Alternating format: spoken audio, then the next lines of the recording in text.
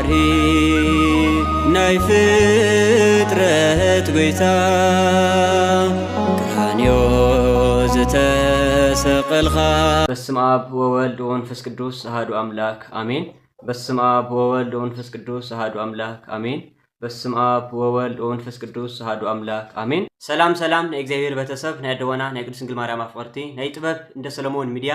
ተኸታተልቲ ኣብ መላእ ዓለም ድንኹም ኣብ ሃገር ውሽጢ ድንኹም ናይ ኦርቶዶክስ ተዋህዶ እምነት ተኸተልቲ ልኾንኩም ክርስቲያናት ኣሕዋተይ ሰላም እግዚአብሔር ምስ ኩልኻትም ይኹን።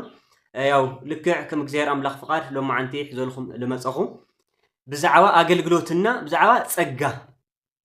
ኣገልግሎት ማለት እንታይ ማለት እዩ? ፍላይ ዛዝና ደግማ ለኩሎም ኣሕዋተይ ኣገልገልቲ ናይ ቤተክርስቲያን ኣገልገልቲ ልኾኑ ኣሕዋተይ ትበጽሕለይ ደግማ መልእኽቲ ያመሓላልፍ ማለት እዩ።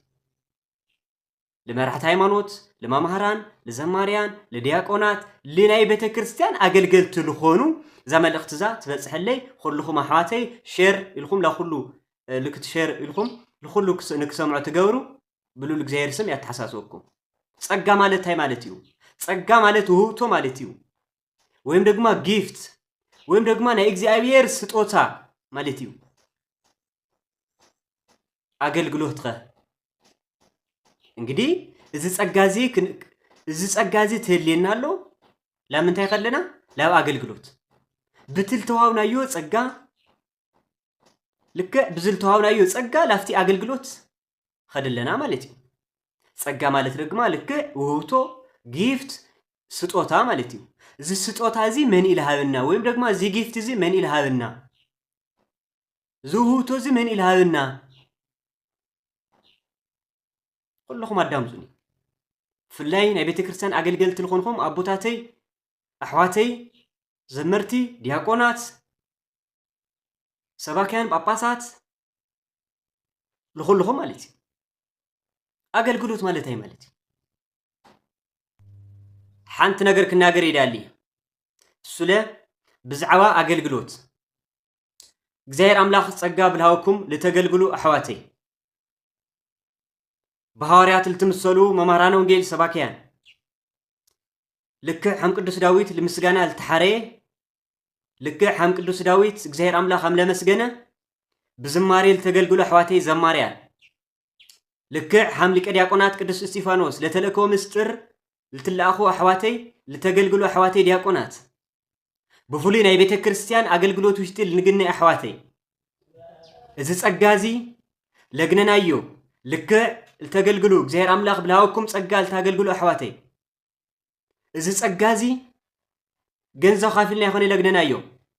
ልክዕ እግዚአብሔር አምላክ ብነፃ ልሃበና ነፃ ስጦታ እዩ። እዚ ጸጋዚ ገንዘብ ካፊልና ይኾነ ለግነናዮ እግዚአብሔር ብነፃ ልሃበና ነፃ ስጦታ እዩ። ጸጋው እንድሕር ኣኽቢርና እግዚአብሔር አምላክ ካኽብረና እዩ። እቲ ልተሃብናዮ ጸጋ ልትዕቢት ንምክሐሉ ዓርስና ልዕል ክነብል ንጥቀመሉ ተኾይና እግዚአብሔር አምላክ እቲ ጸጋ ካሕና ይወስዶ። አስተውዕል አገልገልቲ አገልግሎትና ልክዕ ፍቅሪ ልተመልኦ እንድሕር ለይኾነ ትሕትናይ ፍቅሪ ልተመልኦ አገልግሎት እንድሕር ለይኾነ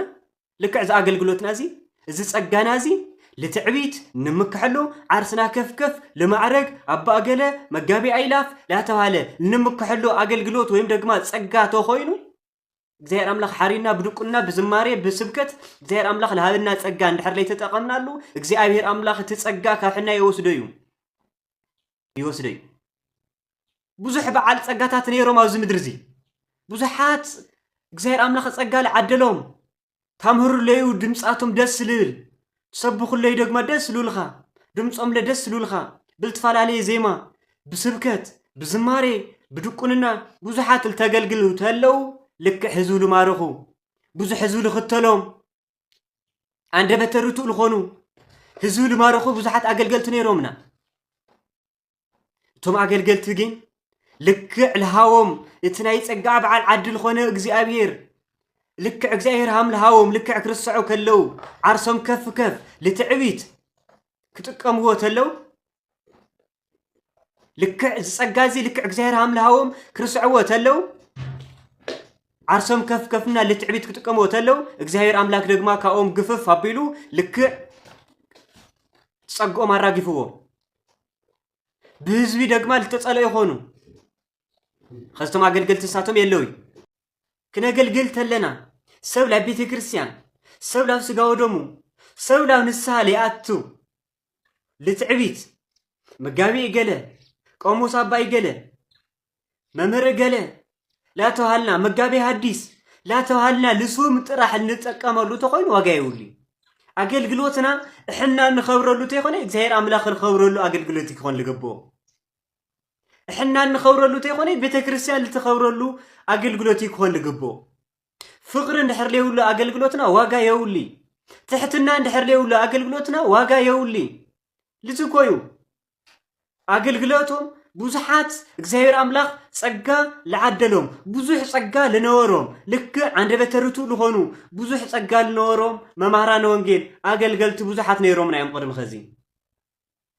ብዙሓት ነይሮም ናይም እግዚአብሔር አምላክ ጸጋ ለዓደሎም ክሰብኹ ተለው ብዙሕ ህዝቢ ልማርኹ ክዝምሩ ተለው ብድምጾም ብዙሕ ሰብ ልማርኹ አንደበተርቱ ለሆኑ ብዙሕ ክሰብኹ ተለው ብዙሕ ህዝቢ ልሰምዖም ብዙሓት አገልገልቲ መማራን ወንጌል ሰባክያን ዘመርቲ ብዙሓት ነይሮም እዮም ነገር ግን ልክዕ ዞም አገልግልቲ ዞሙ እቲ አገልግሎትና እቲ ጸጋና እሕና ንኸብረሉ ተይኾነ እግዚአብሔር አምላክ ልኸብረሉ እንድሕር ለይኾነ ግን እቲ ጸጋቲ ልክዕ ልትዕቢት ንምክሐሉ ልትዕቢት ንምክሐሉ ዓርስና ልዕልዕል ነብለሉ ልሱም ጥራሕ ንጥቀመሉ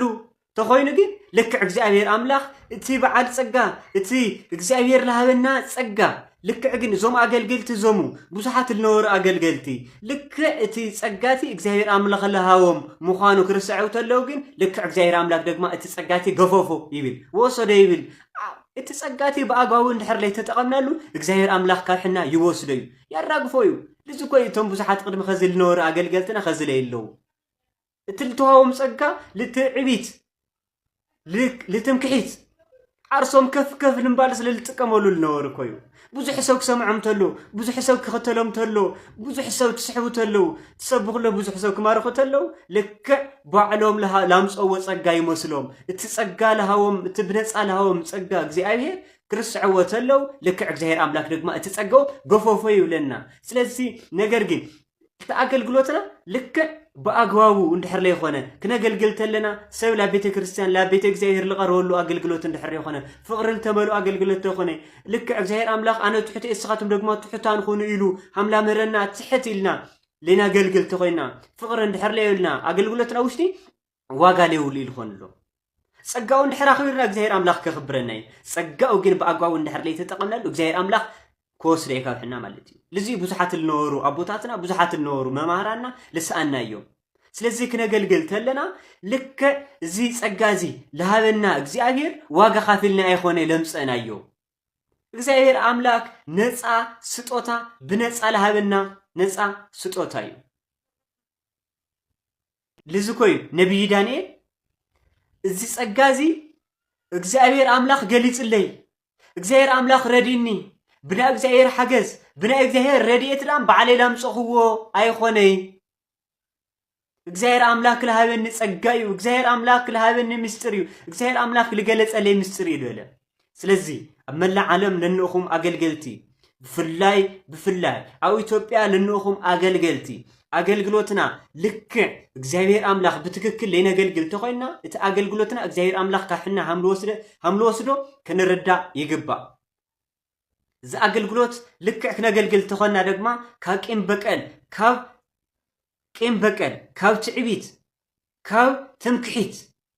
ልክዕ እግዚአብሔር አምላክ ዝጸጋዚ ልክዕ እግዚአብሔር አምላክ ሃምለሃበና ክንርስዖ የብልናይ ክነገልግል ተለና ብፍቅሪ ክነገልግል እንህና ስለዚ ልዚዩ ልብወሉ ክርስቲያናት አሕዋተይ እዚ ጸጋዚ እግዚአብሔር አምላክ ይውና ለንጥቀመሉ ተኾይና ልክዕ እግዚአብሔር አምላክ ወስደና ሃምል ኾነ ክንርዳእነና ሁሉ ነገር ካብ እግዚአብሔር ዳም ካብሕና ልኾነ ነገር ሓደ ነገር የለይ ስለዚ እዚ አገልግሎትና እዚ ልክዕ ካብ እግዚአብሔር አምላክ ምዃኑ እዚ ጸጋዚ ካብ እግዚአብሔር አምላክ ምዃኑ እቲ በዓል እቲ ጸጋ ለሃበና እግዚአብሔር አምላክ ክንርስዖ ሃምደ ይብልና ሁሉ ነገርና ካብ እግዚአብሔር ሃምል ኾነ ልክዕ ክነመስግን ተለና እግዚአብሔር አምላክ حمل فقدو نأتو صقا حمل خنا كنا مرتلنا له لك እግዚአብሔር አምላክ ለሃብና ጸጋ مخانو كنستوعل يقبا بتعبيت كنملا ايبلناي اغلغلتي سمع لنا دينا لك دقكم دغما اليو امورو ملسو عرسكم كف لابولكم امديا كفيلكم لك حسبي ايتدناغرو غاسوتيكم دقكم حليو ስለዚህ ዛ አገልግሎት እዚ ካብ እግዚአብሔር ልተገነ አገልግሎትዩ እግዚአብሔር አምላክ ለሃብና አገልግሎትዩ እዚ አገልግሎት ደግማ ሕና ንኸብረሉ ተይኾነ እግዚአብሔር አምላክ ለኸብረሉ አገልግሎትዩ ሕና ንኸብረሉ ተይኾነ ቤተክርስቲያን ልትኸብረሉ አገልግሎትዩ ስለዚህ እዚ መልእክት እዚ ሁሉ ክበጽሕ ይደሊ እዚ ሁሉ ዝክናገር ልገረኒ ኣብ አገልግሎት ውሽጢ እዚ ሁሉ እዚ ንክናገር እዚ ሁሉ እዚ حزولكم نكمل دجارني أو أقل قلتي أنحنا بوزح صقامات سلالناويو